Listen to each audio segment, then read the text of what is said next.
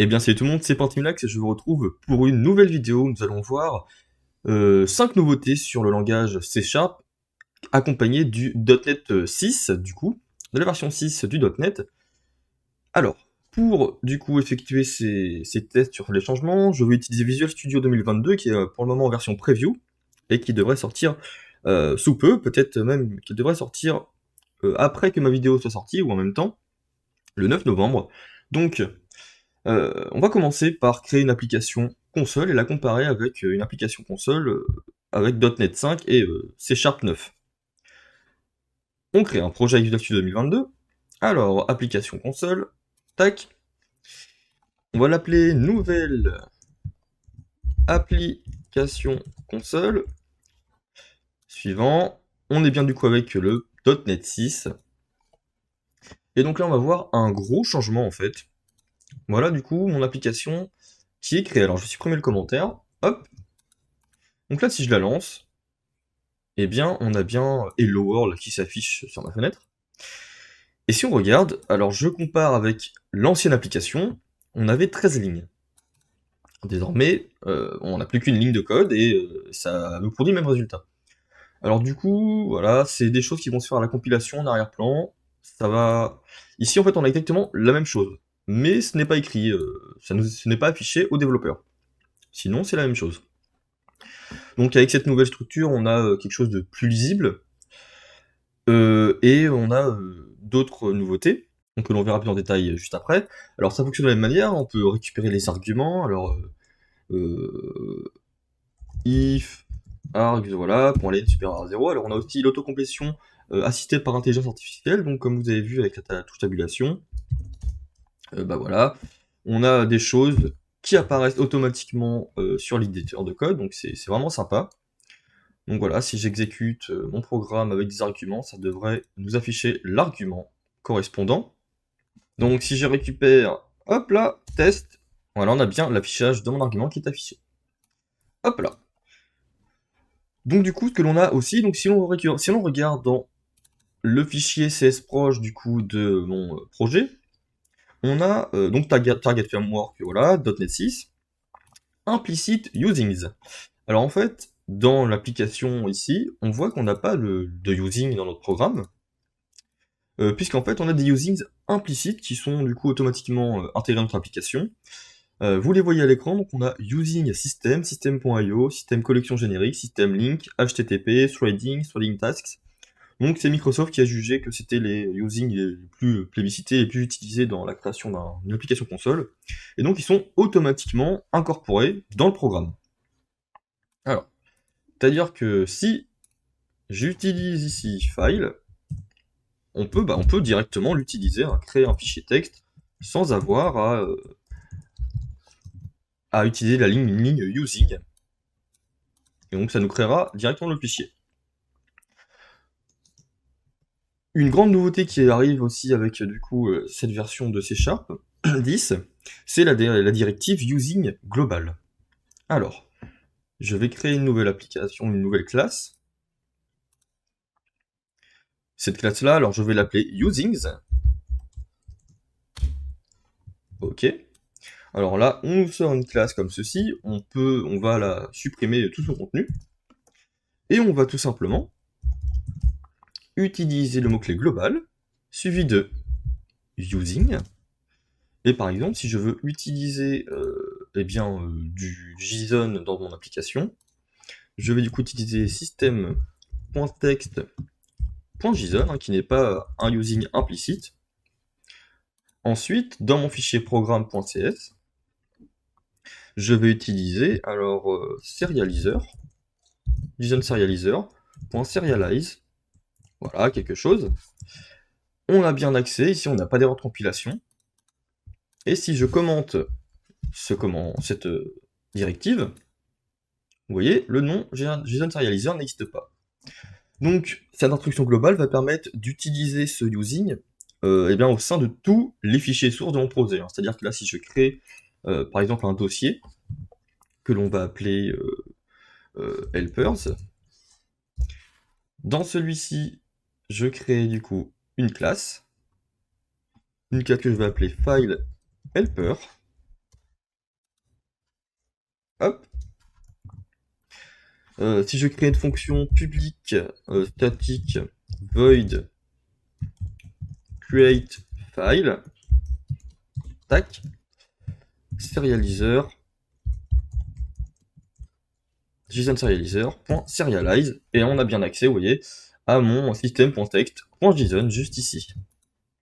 Une autre nouveauté qui va permettre de faciliter la lisibilité du code, de l'améliorer, c'est les namespaces qui vont déclaration d'espace de nom qui vont être sur une seule ligne, sans accolade. Donc on va avoir un namespace en fait pour le fichier courant. Donc si par exemple cette classe-là, donc je copie, je vais la décaler ici. Namespace, je vais enlever les accolades, et je vais mettre un point virgule juste ici. On va supprimer les using. On est du coup, eh bien, dans le namespace, nouvelle application console.helpers.filehelper. Alors, on va créer, hop, on va dire que c'est une classe statique. Si je veux accéder du coup à mon filehelper, je vais devoir ici utiliser nouvelle application console.helpers. Alors pareil, ceci, je peux très bien le mettre dans ma classe usings avec une instruction globale, et comme ça, je n'ai pas besoin de l'intégrer dans mon programme.cs create file, voilà. Il y a aussi la possibilité d'utiliser des chaînes interpolées constantes, donc je m'explique en allant dans programme, hop là. On peut déclarer des constantes, alors, const string, alors oui par exemple, file name égale fichier.txt, const string, on peut très bien mettre path égale c dossier slash, voilà. Et donc, on a la possibilité d'utiliser l'interpolation de chaîne, alors c'est quelque chose qu'on ne pouvait pas faire dans des constantes avec C# 9, donc en mettant le caractère $, suivi de guillemets. Hop. J'utilise du coup ma variable constante path. Je peux mettre du coup, alors si je retire le slash, et je mets mon file name. Et donc, on va voir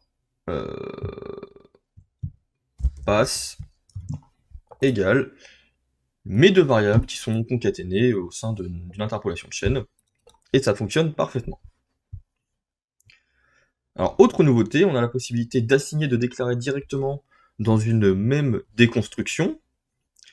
Alors, pour ceux qui connaissent les déconstructions, je vais créer du coup une classe, alors je vais créer un dossier models, hop, ajoutons notre classe, user,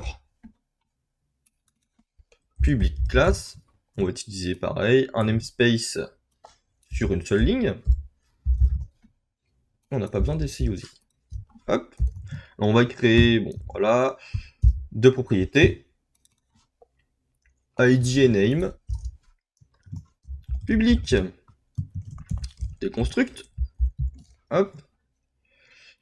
Il nous faut donc pour un déconstructeur créer deux variables références ici pour id et name, out id, out int id, out string name, et on affecte du coup un autre id égale id, name égale name. Alors pour plus de lisibilité aussi, on pourrait très bien marquer id égale this.id, name égale this.name, comme ceci.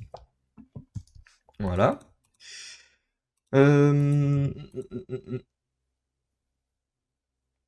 Forcément, public void. Voilà, donc cette méthode déconstruct va nous permettre de déconstruire. Alors, on va utiliser pareil le usings global. Hop. Point models. Var user égale new user. Bon, je me suis pas embêté à faire de constructeur, on va écrire voilà, user.name égale panty minax. Alors on peut tout simplement utiliser l'initializer aussi, ça va être plus sympa. Name, alors id égale 1, name égale panty minax. Ok. Et donc, ce que l'on peut faire, par exemple, c'est utiliser une variable qui s'appelle id, que l'on initialise à 0. Et pour déconstruire, du coup, on a la possibilité d'utiliser var, entre parenthèses, alors, plutôt juste entre parenthèses, id, virgule, string name, égale user. Donc ce que l'on ne pouvait pas faire avant, c'était en fait, eh bien, déclarer directement au sein de la déconstruction une variable. Nous étions obligés auparavant d'utiliser une variable intermédiaire, string name égale string.empty, et du coup de l'affecter comme ceci. Chose que l'on ne va pas faire. Hop. Donc on va afficher l'id et le nom.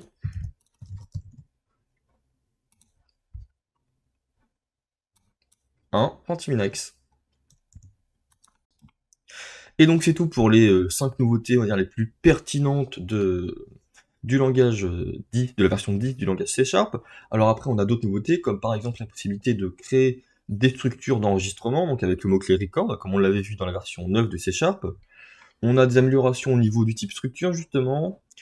On a la possibilité de créer une classe qui va être un gestionnaire de chaînes interpolées. Bon, plein de choses, des modèles de propriété étendus, bon, je ne vais pas m'attarder sur toutes ces nouveautés après. Je vous mets le lien dans la description pour voir toutes les nouveautés que Microsoft a détaillées. Et du coup, Visual Studio 2022 va sortir très très prochainement, on s'attaquera au développement d'applications avec MAUI. Allez, salut tout le monde!